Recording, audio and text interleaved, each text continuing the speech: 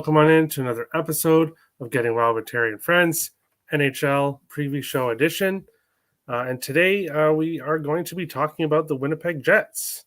We have one more Central Division team, the St. Louis Blues, to talk about tomorrow. And then off to the Atlantic Division, which will be a very interesting one to talk about. But Winnipeg is an interesting team. They found themselves out of the playoffs last year. They obviously brought in a new coach and some locker room stuff as well that someone will probably get to here in a little bit. But we'll start off by looking at additions and subtractions on the Winnipeg Jets offseason. Ryan, you were saying before the show that there was reports that they were going to have a big offseason. And, they brought in David Riddick.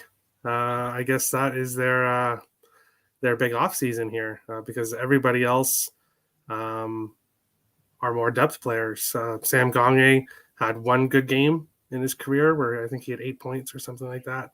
One really good game. But he's a depth guy, fourth liner or a depth guy. But when you look at subtractions, getting rid of Paul Stastny, Zach Sanford, more depth guys after that, Eric Comrie, backup goalie. Not a huge offseason for the Winnipeg Jets. I don't think they're going to be a whole lot better than last year. We'll obviously talk about some question marks. I think if they have a bounce-back season, a really good season from Hellebuck, that's what this team needs. They need a Vezina year from Hellebuck to have any chance, I think, in this division. But when it comes to the addition subtractions, not much. Kind of a rough offseason, in my opinion. Ryan, we'll go to you second. What do you think here with the Jets offseason? So I know we're here to talk about the on-ice things, but I think you have to mention the off-ice things as well. And there was a lot that took place in the offseason. And Mark Scheifele got a lot of traction about some comments he made at the end of the season. And it sounded like he wanted out at one point. That's not going to happen. He's got a couple of years left on his contract. But there seems to be some discord in the locker room. And there's been some other comments from other players as well that there may be some discord. Blake Wheeler may have been shopped at one point. Pierre-Luc Dubois has shown some interest in going to Montreal, but then he got signed. So that seems to be off the table, at least for another year. So looks like there was going to be a big change in the offseason, but nothing happened. So I think the big story is what didn't happen as opposed to what did happen. So the only other names I can mention in the additions and subtractions is the trade deadline things that happened, and they lost Kopp obviously at the trade deadline, and one other Christian Vesalainen, who's a fourth line guy, played 50 games last year, just went back to Sweden, so he's another loss as well. And I believe they got Appleby from the Kraken, so I'm a Kraken fan. So Mason Appleton is a good player, and he was a guy that I kind of like. So I think there's a positive there. But overall, it's very hard to say that this Jets team got better, and in fact, they've probably gotten a little bit worse. I agree.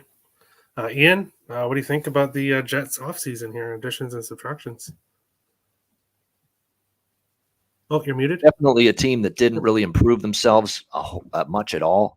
When you look at it, I mean, it's basically going to be the same cast of characters we saw last year for the most part. Now, in terms of who they lost, the thing is, Paul Stastny is going to be missed because he can play in all different situations. He's not the offensive player he was a few years ago, but wins faceoffs, good two-way player. All that leadership component too is missing as well from him now that he's gone. Obviously, Zach Sanford's a good depth forward. So a couple of these pieces, believe it or not, they're going to miss. Eric Comrie played well, at times last year, backing up Connor Hellebuck. He'll be missed as well on this team moving forward. So as far as I'm concerned, you look at it, you're going to have to run Connor Hellebuck into the ground because you got now Big Siv Dave backing him up. And that's not someone we necessarily trust at this stage of his career. The guy got absolutely shelled in game 1 of the series against Colorado last year, and we never saw him again after that. It was so bad they got to Connor Ingram the rest of that series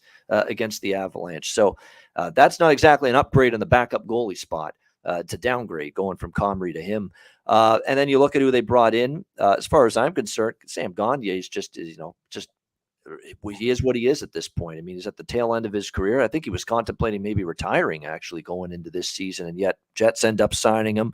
A lot of players that aren't going to move the needle. They're depth pieces. We've been waiting for this guy that's on that list, the Capo Bianco, Kyle Capo Bianco here. We've been waiting for him to really show what kind of defenseman he is, and he's not been able to stick at the NHL level or with any sort of consistency. So, yeah, thumbs down on the offseason for the Jets. I mean, it's not like they're markedly worse than last year, but there's no way they're any better. That's for sure.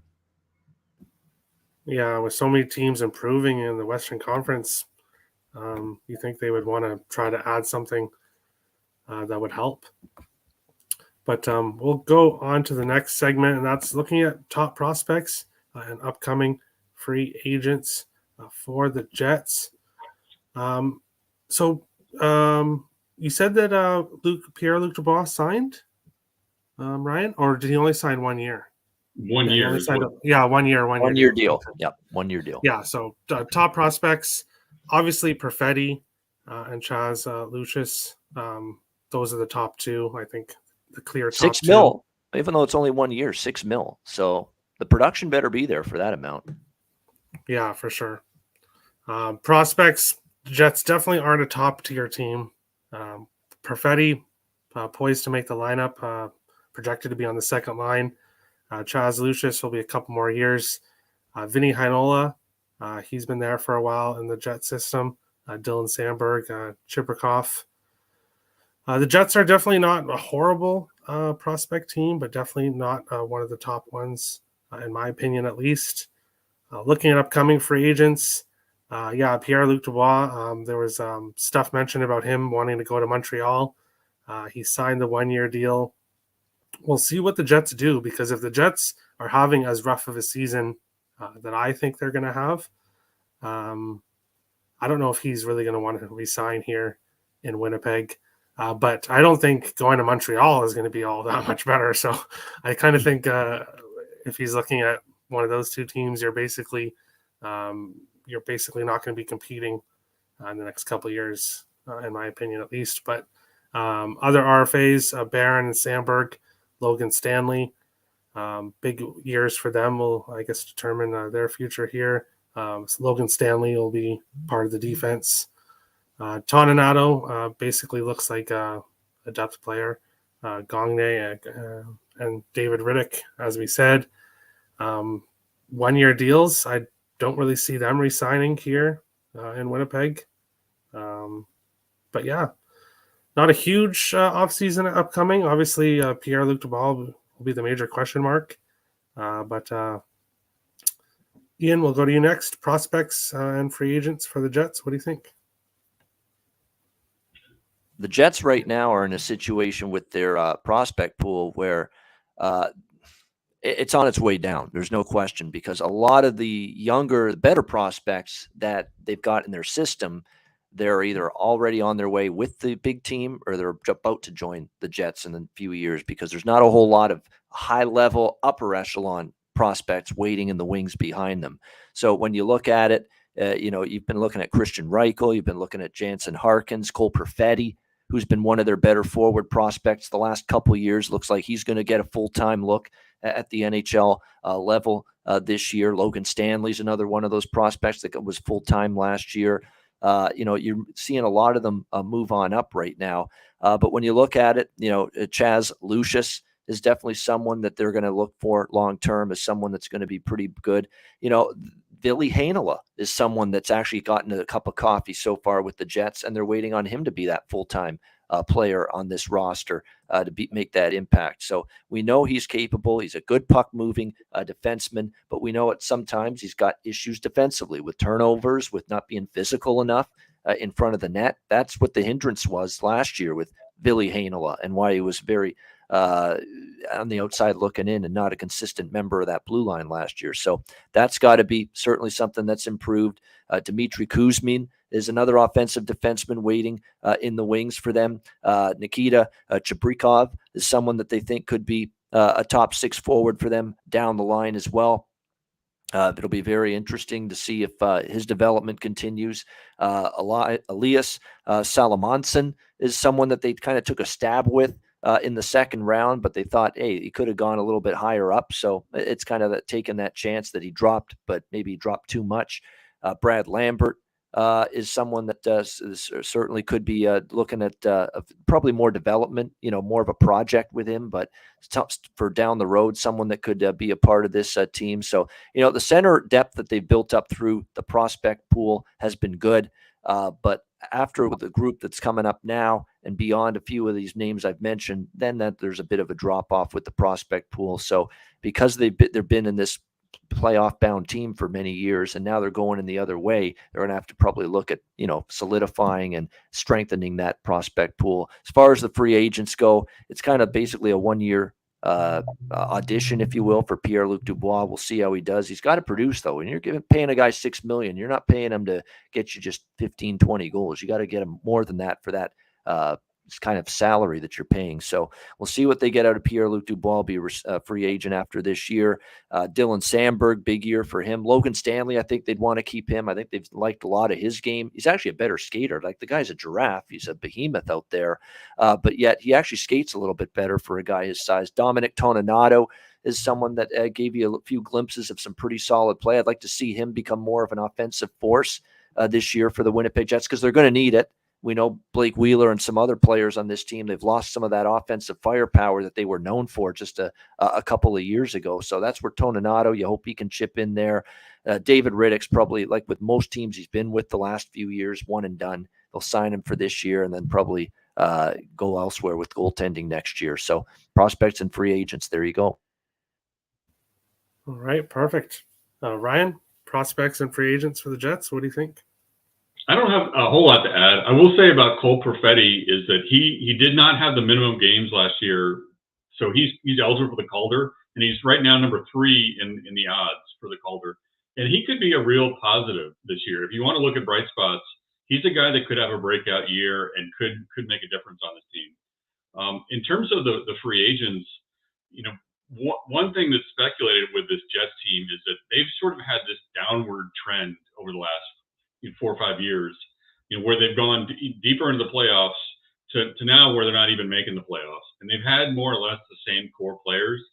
So 2023 could be something more along the lines of a rebuild, which some people speculated could happen this year. So I think there could be a lot of change in the future if they're in this, they're stuck in this rut where they're not making the playoffs. Yeah, for sure. I think if they get off to a really rough start, we could see some big moves happen this year. But we'll look here at the possible lineup that we have for the Jets. That I got the projected lineup from Cap Friendly here. Top line, Scheifele, Connor, and Wheeler. Second line, Pierre-Luc Dubois, Ehlers, and Perfetti. Lowry, Appleton, and Harkins on the second line. That's correct. Didn't you say Appleton got traded to the Kraken? He got traded from the Kraken. Oh, from the Kraken. Okay, I'm confused. He's back with the Jets. Yep. Okay, Gustafsson. Yeah, see, I was confused there. It's okay. Gustafsson, Barron, and Gagne on the fourth line. Toninato seems to be the scratch here. Defense, Morrissey, Pionk, Sandberg, Dillon, Ville Heinola, and Nate Schmidt. Stanley, DeMello are listed as the scratches there. Hellebuck, Riddick, and Mikhail Burden. Nobody currently injured for the Jets. Really, as I said at the beginning of the show, Hellebuck. He's going to be the main deciding factor with this Jets team. How he goes, they will go. The defense, which has been rough for years, has a lot of young talent here, and if they take a step forward, the defense could actually not be too bad this year. But they would obviously need to take that step forward. Hellebuck had a rough year last year. If it doesn't come through here for him, the guys behind him aren't going to be able to save this team. So looking at this team, especially all the way through, I think we could see a more higher scoring games with the Jets. I think Wheeler obviously is going to have that fire in his belly. You would think to have a bounce back year after what's going on with him losing the captaincy. We could see him traded off. The Jets are just a question mark. Do they go in that rebuild route? Do they get off to a hot start somehow? Does Hellebuck lead them to the playoffs? There's lots of questions here. But we'll go to you, Ryan. What do you think the possible lineup here for the Jets? Kyle Connor is amazing, and he reached his plateau. He's not quite at 50 goals, but he's kind of there, and I think he stays at this plateau. I don't think it was a flash in the pan, so I think he keeps up his productivity. Scheifele's got to have a better year. He had some injuries, and he had there was some discord, and I think he's got to have a better year, and I think he can have a better year. As I mentioned earlier, Cole Perfetti is a guy that he could have a breakout year, so he could provide a lot of contributions. Adam Lowry is a good guy. He's 6'5" or something like that. He's just sort of he's a presence and a real contributor. So he's a real positive in the lineup. The defense, I think, has some question marks. I consider Morrissey and DeMello as being kind of the two better ones in that group. Nate Schmidt is also really good. But then you look at some of the other ones, and Ian had mentioned Logan Stanley. By some metrics, Stanley and Pionk are the worst defensive pair in the league. So there's a lot of room for improvement there. And Vinny Heinola, I think he's younger, and he hasn't quite lived up to his potential, but there's still time for him to develop. But I think that there's going to be change here, and I'm not sure this is going to be a more offensive team. Rick Bowness is coming from the Stars, and he may bring a real defensive style. And also, they brought in Scott Arniel as the assistant coach. And this has happened in a couple of teams where they bring in an assistant for a specific purpose, and that is to improve on the penalty kill, which is one of the worst in the leagues. So they may make some fundamental changes. And people who know more about the X's and O's of hockey than I do have said that the Jets have an antiquated system, and it's like a real simplified defensive scheme. So they may improve on that. So a coaching change may be a positive here, and they may be in need of coaching up. So there may be some benefits from that. All right, interesting. Ian, what do you think about possible lineup for the Jets?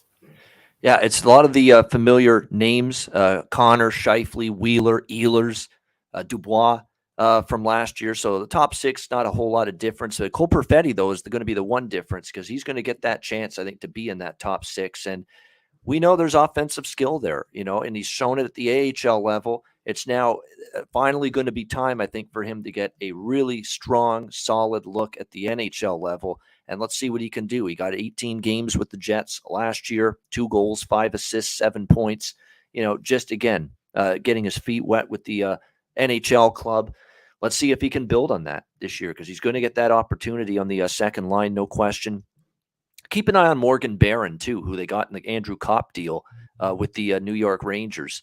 He's someone that has got an ability to be solid offensively as well. And he's going to probably be a bottom 6 forward for this Winnipeg Jets team if he makes the team, that is. But, there's a chance you're going to end up seeing Morgan Barron in this lineup, too. He's only 23 years old. That might be able to give them a little shot in the arm offensively as well. And also very good away from the puck, he is, Morgan Barron. They say he's a very responsible defensive forward. So you put him in a line maybe with Adam Lowry and and some sort of checking line there, the third line. That could end up being a decent line for you. Jansen Harkins is someone else who's got offensive upside, but he's going to have to work to make sure he's part of this roster. He's kind of not really progressed as much as we would have liked so far. You got probably Sam Gagner's penciled in for the fourth line.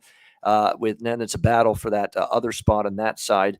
The defense, look, even Morrissey and DeMello last year, their play wasn't nearly as good as it was 2 years ago. So even though I think they're the best they've got, there's some questions about whether they can pick it back up again. Neil Pionk was great 2 years ago again and kind of diminished last year. Dylan's a bit of a plotting defenseman who you can get to take penalties a lot of times. Nate Schmidt not getting any younger. Even though he's had a very good career, Washington, Vegas, and now here. He's 31 years old right now. And we've actually seen, his offensive production still be there, 32 points. But, last 2 years, he actually was plus minus a plus figure and plus minus rating 5 straight seasons. He's now finished with a below a minus plus minus rating each of the last 2 seasons. So that's another indicator that, Nate Schmidt's defensive player is playing his own end hasn't been nearly as good. And you could say the same thing about, like I say, many of these, and even Logan Stanley, who they think, could be swift skating and could still end up being pretty solid for them.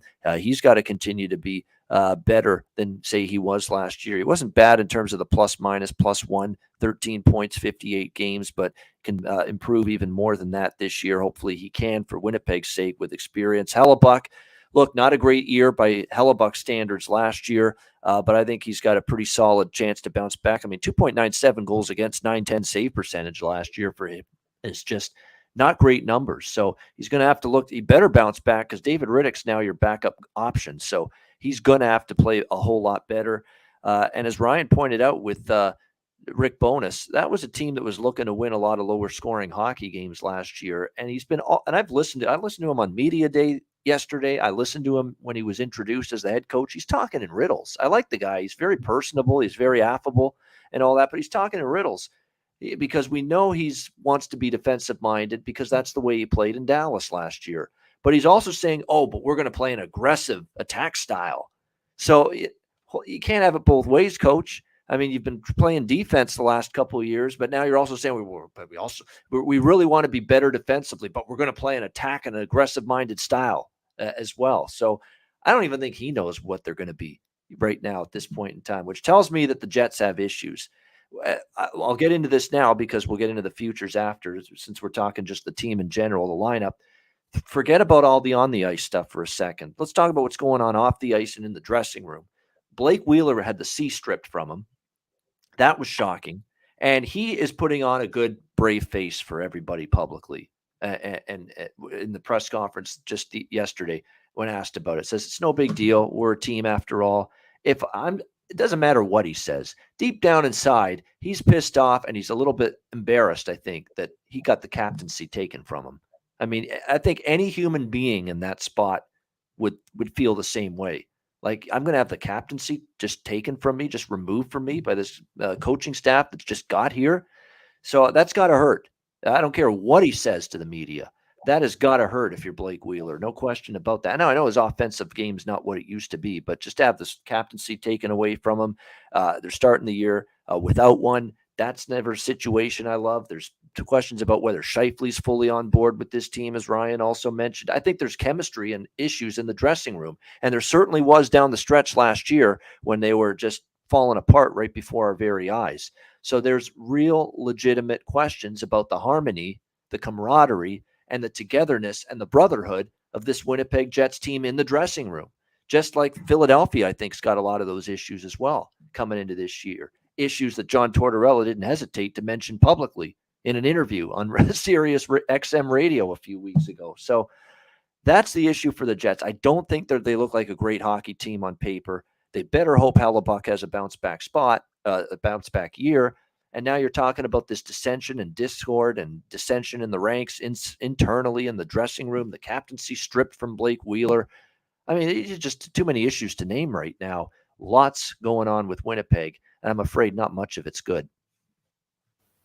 Yeah, all that locker room stuff like that, and especially in hockey too, that really matters. Having a good locker room.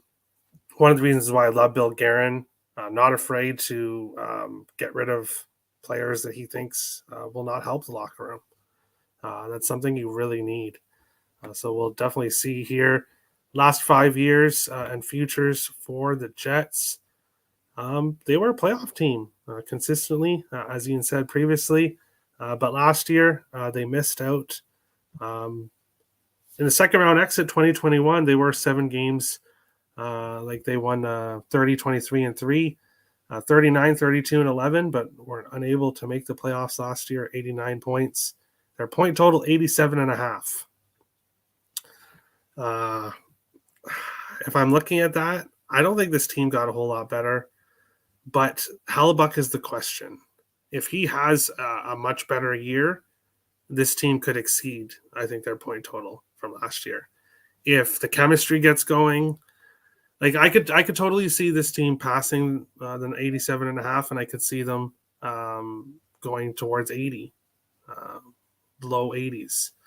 So I can't bet it because I could see either situation happening. I would lean with the under, though, because I'm not very high in this Jets team to make the playoffs, plus 180.